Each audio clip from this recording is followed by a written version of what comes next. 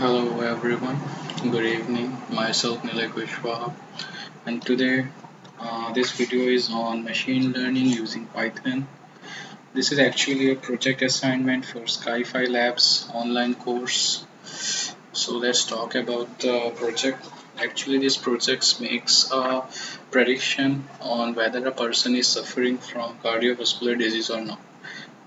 Based on some of the features we will let you know in the following video what are the features and everything about it.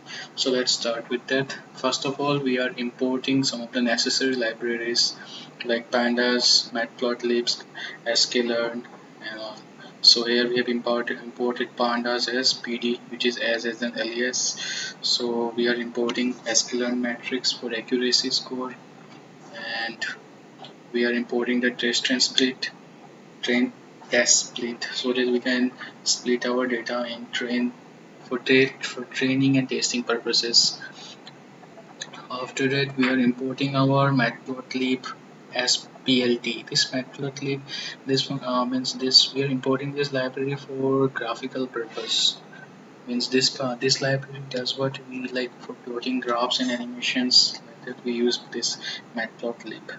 After that, we are importing the sklearn matrix means. From sklearn matrix, we are importing mean squared error, and this does what it calculates the mean square error. Means um, the difference between the predicted and the actual data and the squaring it. After that, we are importing this standard scaler so that we can scale our data like in a particular form like 0 to 1. After that, we are importing a classifier, random forest, and SVM. These are used for training our data. So thereafter we import our data, the CSV file. So we use the pandas attribute read CSV, pd.read.csv, and this is the file name, cardioskyfi.csv. After that we use the head attribute to just to see the first few values of our data set. And this is our data set. This is the ID, age. These are the features: ID, age, gender, height, weight, aptitude low, aptitude high, high low, cholesterol low, smoke, alcohol active, and cardio. So these all are our features, and this is our target column. So using all this, we have to calculate the cardio, means this column. We need to calculate this column. We need to check if the person is suffering from cardio disease or not. So this is our final column. This is our target value. So here we see that the age column is inappropriate. So earlier I thought that the age is inappropriate, so I wanted to drop it, but later I saw that it has no impact. So just we can remove this comment. Just select all and press Control slash. It will remove from comment. Okay.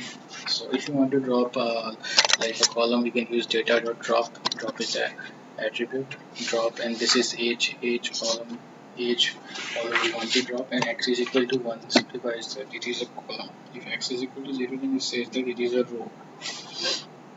After that, we use the describe function. Describe function gives us a very useful function. It gives us many important things like say minimum, maximum value, 25% of all the columns, mean, count, how many rows or how many data are there. The length function does the same, alien length function. So there are 7,000 total data, mean, max. So this describe function does like this. Then we have shown this list of data. Means this list of data does what it takes all these levels and it keeps it in a list. See, it arranges it in a list so that we can use it for our program. So we will be using it later on. You will get to know it. Okay. So here comes. Yeah. Now we need to check the correlation. We need to check which column has maximum correlation with the target column. And we knew our target column is this one. Target column is the cardio column, and all these columns are the features. And we need to check which has the highest dependency with that of the cardio this column. Means we need to check if we changes some value in like let us take an example, like if we think weight has maximum correlation with cardio column, if we changes some value, if we change values of weight a little bit, then there must be significant changes in this cardio column. So we do this using uh, this core function. So we call this core function. After that, we give it core. This core function data dot core, it is an attribute. It's an attribute. So after that, we use core metrics. And core metrics is generally used for here we have used list comprehension, can be done using using a for loop and just appending the value to the list again and again and using we can give it a loop in control. But if this is a shorter form, so we can use a list comprehension method. And we are just from this core variable, we are taking the we are taking this cardio column, we are taking this cardio column and this attr this attr does what we are this and this attr. But now what we are doing, we are using this for loop, and using this for loop we are means iterating over attr and the list data. So we are storing all this data, all where it is, all this data in our attr variable. Correlation means their correlation data. How do they correlate with, how do they how do these all columns correlate with cardio? We are storing it in this, sorry, we are storing it this core metrics. After that, we do what, we just we zip, we are using the zip function to just zip these two variables into a tuple.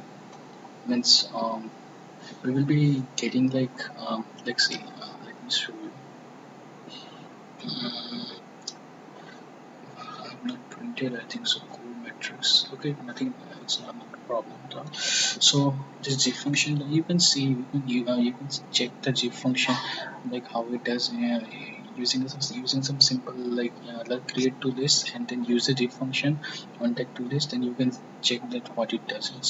It just combines these two data into one data, into a tuple, you can say. Combines it into a tuple. See, print list or OBT, we have printed this, so it combines this. Like here we are using, this is the correlation of id, this is the correlation of age with cardio. So here you can see here the correlation of cardio with cardio is 1. This means 100%. This means cardio is 100% linked with cardio. It is definite. Cardio is itself cardio. This column is itself cardio. So it doesn't make sense. So, and after that we are unzipping. Here we are unzipping our zip, and we are obtaining this to we are storing in core and label. Means it returns two lists, we can say. It return cancel lists. It returns two values. Like just remember, this gif function returns again two values, and you are storing this in core and label, and it returns in the same fashion as it takes it. Like here it took first the correlation and then the variable name. So here it will return first the correlation and then the variable name accordingly. We are storing it in portable. This will be used for plotting the graph. Like say we are using bar graph to plot the correlation versus our what's that dependency. Sorry, correlation versus level. Okay. These are the features of levels. Hmm. Sorry. So we are using PLT. PLT here you've seen that PLT we had used matplotlib.pyplot as PLT. Now we are using PLT dot figure, and we are giving the figure size. It's for just making the figure look bigger. I don't, it will be shown very much in the good. After we are using plot.bar, this is used to give the x-axis, y-axis values. This is used to give the color to the bar. This is the width of this histograms. After that, we use the x level to give level to the x-axis features, we're giving features, and here label. Let's look at this here, label and code. Label we are taking from here label, because label will be x-axis and y-axis will be correlation data, and this IDH, this all will be label, will be x-axis, and y-axis is vision data. We are giving a title to our graph to check to which column is the highest correlation, and then PLT also displays the graph.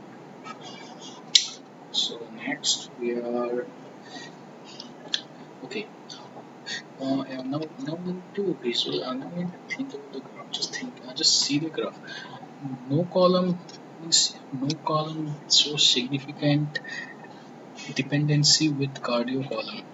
This cardio column is itself, so it's showing me a huge like 1%, 100% dependency, but that doesn't make any sense. And these all are showing, so this is something 2 point something percent, and this is something, I think age is maximum here, and this all this doesn't make any sense, like, because see these also so much less dependency, so we can do much good with this data. Like if we take just the age column, that will be good for us. Like for just taking one column, we should have some significant dependency. Like we should have 60% to 80% dependency on that with the target column. But here the data doesn't make good sense. So we did what. So I've done what I will show you later. Just first, like I concentrate on this graph. So basically, no column shows significant dependency with the cardio column. So let's go to the next line and see what we've done. Cardio columns are divided. Okay. So I have to all the columns except this cardio column, of course cardio column, because it's itself columns. So I have to take all these columns ID, age, this I have considered X. I have considered as X this small column, and Y the target column, cardio column as Y. So this is my data.ilog. We have used this column sign shows that all rows, and this is -1 shows that one less column on the last column, which we have we just left this column. We will consider all the column except this. This line means that all columns except this all rows. Here also we have taken all the rows, and only -1 means only last one. Last one. Target column. Yes. After that we have splitted our data. We have splitted our data for the training and testing purposes. So for that we are using our inbuilt function in scikit-learn, that is train test split. Okay. So using train test split does what, it just splits the data for training and testing purposes, and it keeps like this. Like train test split, we have given our x variable, this x, we have given our y variable, the target column, and we have given a test size to 0.25. This means that we have given 25% of the data will be used for test purpose, and the leftover 75% will be used for training purpose. Random state this means that data will be chosen at random. You can put anything, say sex. You can do anything because it is random state. Just it tells like the data should be chosen randomly, not like uniformly. Choosing uniformly, then there might be some what's the word? I'm just the data minor finding means our program, our model would not learn that much good if the data is uniform. Because like there could be like there could be rows like two, and these rows like what the model will learn that it has maximum number of two. So we are choosing our our rows or our columns randomly. So we use this random state attribute. Okay, so thereafter this we are using this, and then we are just displaying the data. I'm just displaying the data before, so I'm displaying this extra just to show you guys this before scaling. If we see before scaling how the values looks like, they look like 8.29 into 10 raised to the power 4. So like this 4 0 10 raised to the power 0. These are not means like are not scaled in a particular scale. We are not scaled. So we will do what? We will scale it between 0 to 1. We will scale all this data and convert it into transform them so that transform accordingly to 0 to 1. Okay, 0 to 1 means this value would mean the same. What will happen is that only they will just get scaled up. So that we use the standard scalar function, and after that we use scaling dot fit transform, which is a attribute of the scaling. Fit transform, we give the xtrend or xtrend data from here, xtrend, and we are giving this xtest data, and these two data get converted and get scaled up. See, here you can see that all the data are scaled up. They means all the data are scaled up. They look significantly good, and they are easy to handle. They're easy to handle with if we scale them. So there's no problem. If we want to just obtain the original result, then we can apply the inverse transform and we can get the actual data again. If like we need to display the actual data. So after that, the main thing comes the training the model. Now we need to train our model and perform the predictions. And I will tell you about the accuracy score and the MC. So first of all, we are using the random forest classifier to check our accuracy. To train our model. So we are taking a variable forest equals to the random forest classifier. We are calling the function, and we are giving n estimated. These are just how should I say, fixed values. You can just see the documentation of the random forest. It will make you good. It will make you more. Say, okay, it will make you more familiar with these functions. These are all these are all random values. You can check this entropy. You can change it to something other. You can just press here shift and tab and you can see. Okay, it's just processing. Yes, you can see this help menu and you can see this here. Like writing, you can see gaming again and then that. And you can just change it. It doesn't make that much impact on it. So after that, we use the fit attribute for restored fit and we pass our training data, X train and Y train. So to here we are training our model. In these two lines we have trained our model. Now we need to do some predictions. Right? If we have trained and we have to see what our model is predicting. Right? So predictions, we took the predictions variable and after that we took forest dot predict. Predict is an attribute of forest. Right? And we are giving our test data, X dot test. What this line will do that on the basis of X the test it will predict the value of Y. It's on the basis of the test data it will predict the value of the cardio data. And so the cardio column. Right?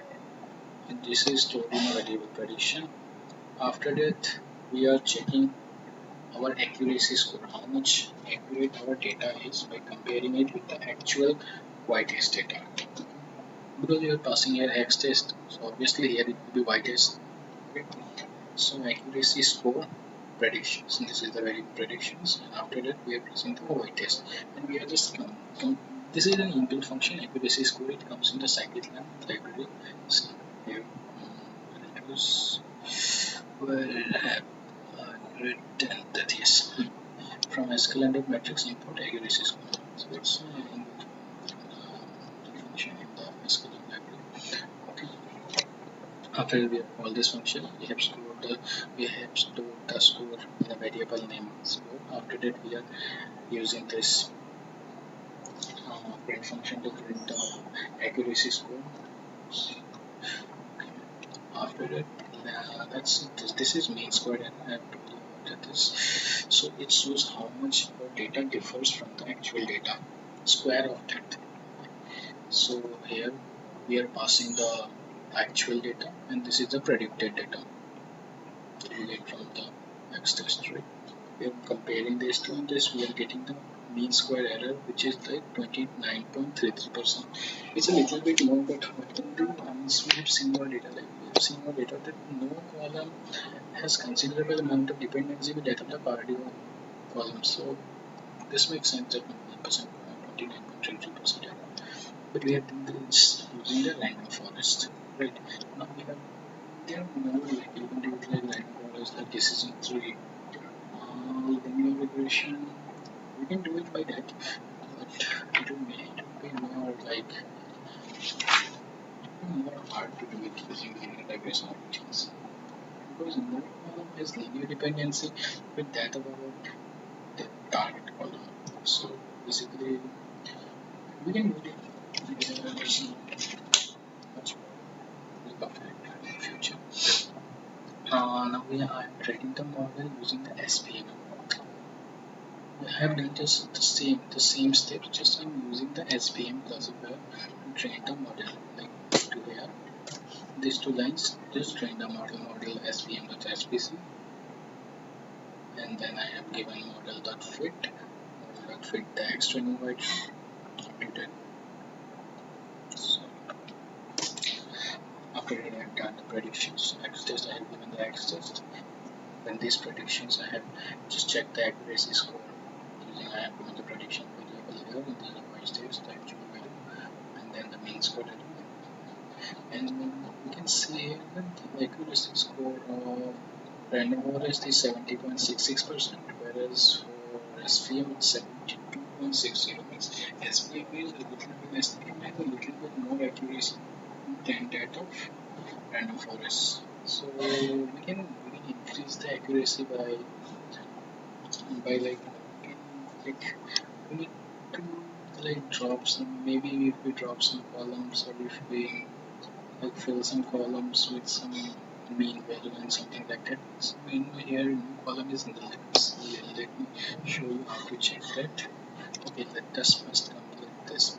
After that we are using the MSE mean square error that the test prediction we can consider 27%, 27.3339% error it has, and it has 29% error.